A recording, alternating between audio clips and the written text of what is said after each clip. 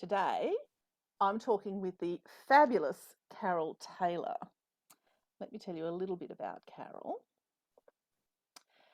Carol Taylor is a lawyer, award-winning artist, the world's first quadriplegic fashion designer. In addition, she's a disability advocate. How do you find time for this, Carol? Through both her works as a founding member of the Queensland Law Society Diverse Abilities Network and through her role as a non-executive director of Spinal Life Australia. Carol's designs caught the attention of Mercedes-Benz Fashion Festival directors. She was invited to design a collection of 9 pieces of adaptive clothing to open a runway event for Mercedes-Benz Fashion Festival. This was a first of its kind for fashion inclusivity. It was the first time an all-visible disability cast of models appeared on a national runway. Oh, fantastic stuff. And I'll just tell you a bit about the award which Carol has received. Carol Taylor is the recipient of the 2021 Arts Award in the National Awards for Disability Leadership. The Arts Award is given to somebody for advancing the status of disabled people through artistic expression. And this is, in fact, the first time that the Arts Award has gone to someone in the fashion industry that I can remember. Yes, I think so. Welcome, Carol. It is so fantastic to see you today. Thanks for making time for us. Oh, it's my pleasure, Christina. Hearing all that's a bit overwhelming. It is, isn't it? I hate the bio stuff. The bio always gets me. It doesn't matter where it is. When people read out your bio, you think, oh, is that me? Yeah. It's great stuff. How did you get into this? I mean, you're a recipient of the Arts Award, so you do all of these things. You've got this outrageous array of things that you're doing, because, hey, you're also a member of Overachievers Anonymous, like many members of the Disability Leadership Institute. What got you into fashion design, into that space? What are you doing here? Essentially, after my injury, I went into a very dark place. Maybe for that first, it's still, I'm not saying I'm cured of it, but particularly in that 4 years post injury. And my husband felt that he needed to do something to pull me out of it. So he placed me on the journey of art and learning how to paint. And I didn't have, my hands are paralyzed. So I had to figure out how I was going to hold tools and so on. And during that process, my confidence increased, and I started to find myself, because I was lost there in the wilderness for quite a while. And I started then to realize that every time I went shopping, I couldn't find anything that was me, that represented the person I was pre-injury. And I started to get frustrated with that. So I started designing for myself.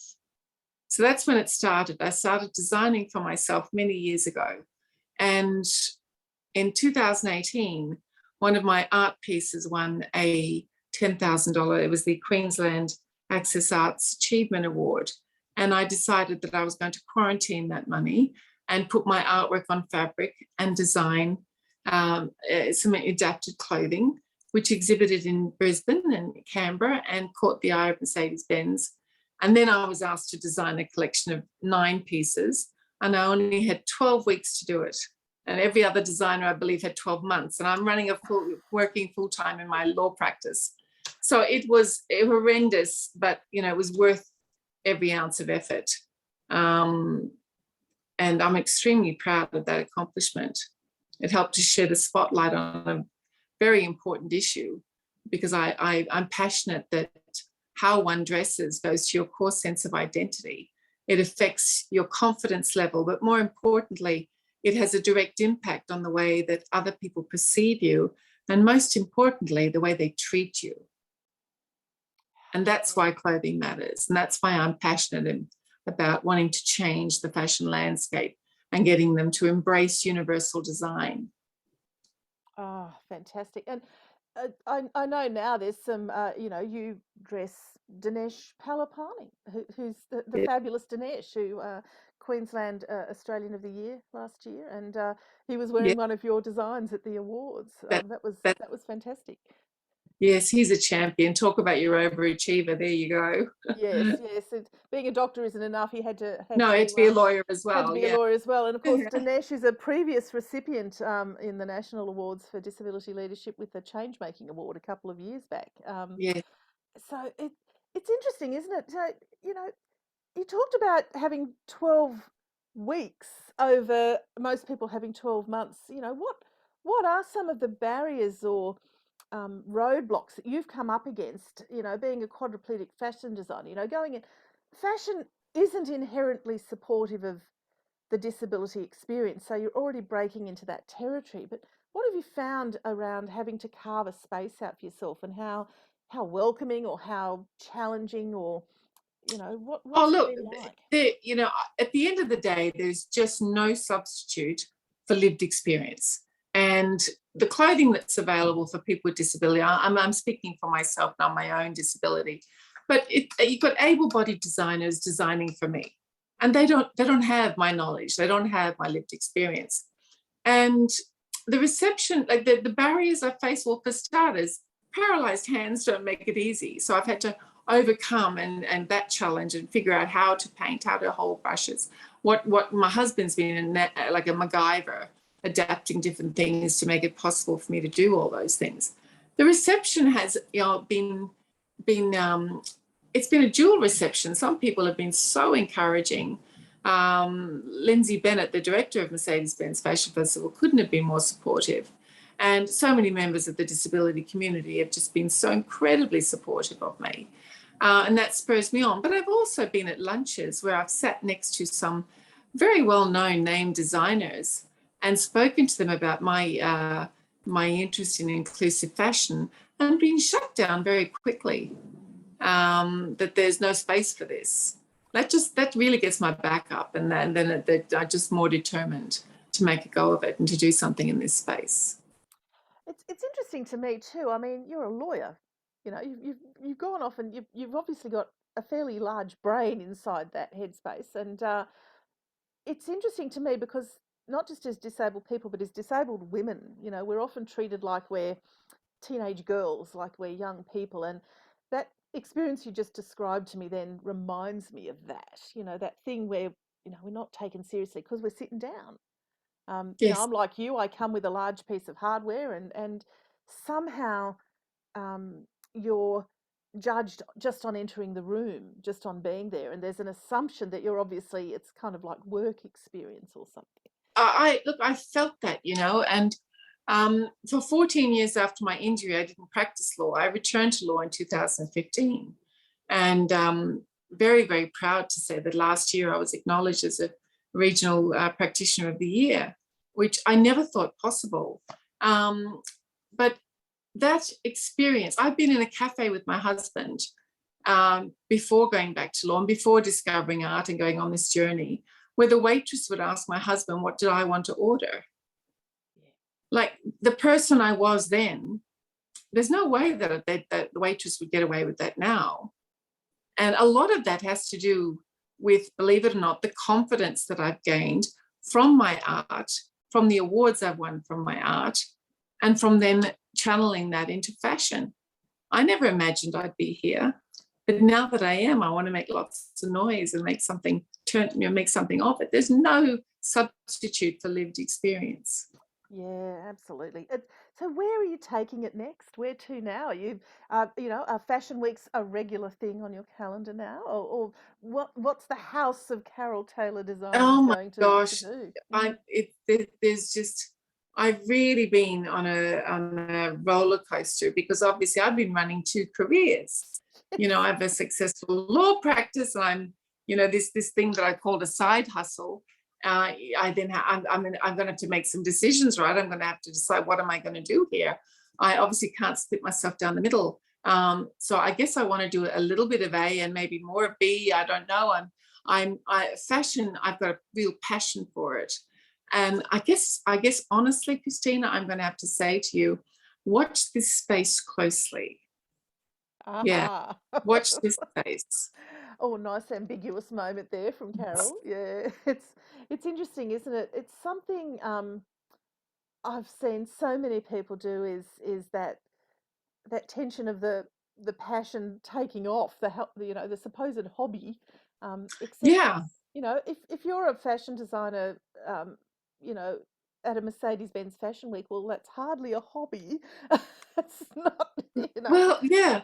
And I didn't know I had it in me to do this. I just, I've been designing for myself. So I'm aware of the issues that affect a quadriplegic. But I'm not so arrogant as to think that I know what's going to affect every disability, but I am totally open to learning, Mm, to yes, tapping into the disability community and getting that feedback, and having representation at the table, and more of it. There needs to be more of it. there does indeed. There does indeed. What do you think receiving this award will mean for you in the context of all of that? Well, first of all, I guess I was very humbled to receive the award. I really was. But for me, the award is an affirmation of the power of example. That's what it means to me. When I learned to paint, I had no one to look to. I had no one to teach me. It's the same when I returned to law, where now we have the QLS Diverse Abilities Network, which helps people with disability that want to channel their way and make a career for themselves in law. I didn't have that. So this award is an affirmation of the power of example. Oh, it is fantastic, isn't it? I suppose, sitting here, the awards are a separate thing, but talking about what the Disability Leadership Institute's about, that's not far off the same space, knowing that we're out there, there's more than one of us. There's a Absolutely. community of people. There's people who've been there before. And okay, we're still often the first in many of the spaces we're in, as you've been doing. But knowing that there's someone else in there, it does make a difference, doesn't it? It's a huge thing. It's knowing that you've got that network and that you can tap into others, that may be able to gift you some insight and knowledge to make you springboard. And I mean, I'm a member of the DLI, and I love that membership, and it's been fantastic, and the support it's given me, the confidence it's given me, the membership have been so supportive of what I'm trying to do and what I'm trying to achieve. When you're sitting on your own with a sketch pad and an idea, having that community right there just on your iPad, it's very, very necessary, Mm. to let you know that you're not alone and you can do this. Yes, and community. I mean, the disability community does it so well. It's a marvelous thing. Yeah. Ah, something I like to ask people, Carol, every time I have a chat like this is who a leader is that you admire and why? Right. Okay. This is so difficult to answer because there are so many. All right. But if I'm going to be naughty here, and I'm going to have to split it. Look, I guess the first person that pops into mind is a good friend of mine, is Lisa Cox. All Aha. right. So she's just been awarded the Excellence for Women Leadership Award, and she's disability advocate, media professional, modeled for me at Mercedes Benz. But she is she advances the cause of people with disability. She's not afraid to speak her mind and cop it on the chin. If she might ruffle a few feathers. Not everybody, we don't all agree, but we can agree to disagree. But I can't let it go unsaid that Nikki Hind is Ah, also. yes. I mean, Nikki's just wonderful, and both Nikki and Lisa have consulted with Afterpay's Australian Fashion Week, which is advancing and making it possible for designers with disability to have a place. So they're two that just stand out. And of course, Eliza Hull, I would have to throw her Oh, name in as well. yes, Yeah, she's yes. wonderful, and a trailblazer as well. So I know I'm a bit Fabulous, naughty to Eliza. try and pick one, but there you go. Well, I think it illustrates that we've got a lot of leadership going on in the disability community. And in fact, Absolutely. we'll do a small plug there because Eliza's new book is just out, which she's edited, which you have a chapter in. Would you like I to tell do us what the indeed. book is? The book is called We've Got This, and it is a compilation of stories shared by parents with disability. And I wish this is another resource that I really wish had been there when I was pregnant and raising my now grunting teenager. It's a wonderful, wonderful collection of shared experiences, and I would encourage everyone to rush out and buy a copy. Fantastic. It's we're getting there, and there's so much that we still need to do, and places we need to be. But goodness me, it's starting to do something, isn't it? It's fantastic stuff. Absolutely. Oh, Carol Taylor, that's all we've got time for today. But thanks so much for talking to me. And once again, I'd like to congratulate you on being a recipient of the Arts Award in the National Awards for Disability Leadership. Thank you so much, Christina. It's my pleasure. Fantastic.